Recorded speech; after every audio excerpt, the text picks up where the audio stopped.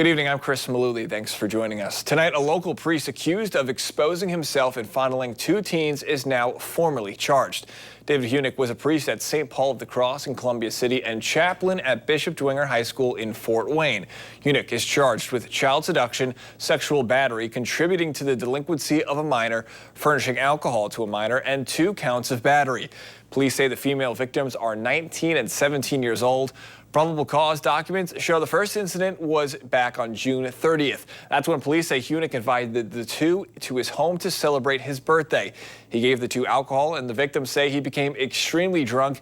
Investigators say he repeatedly grabbed one of the victims' breasts and asked her to perform oral sex. The victims eventually left the home when Huneck passed out and agreed to forgive him. Both considered him a, quote, friend and spiritual advisor. Huneck invited the two to his house again on September 17th.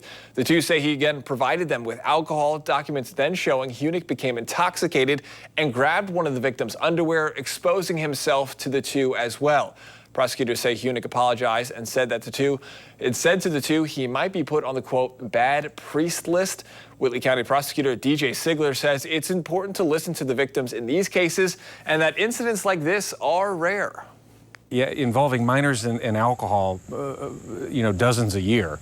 In terms of this particular allegation in which a member of the clergy is accused, very rarely. I want young people who are victimized or potentially victimizers to understand that we're going to listen to folks who make these allegations. We want to make sure that we're hearing them and doing honor to their stories, and I think this has accomplished that.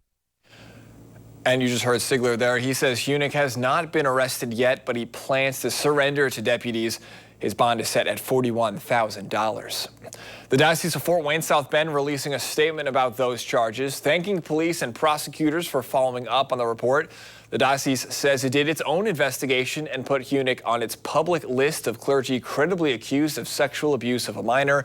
He remains suspended from all public ministry.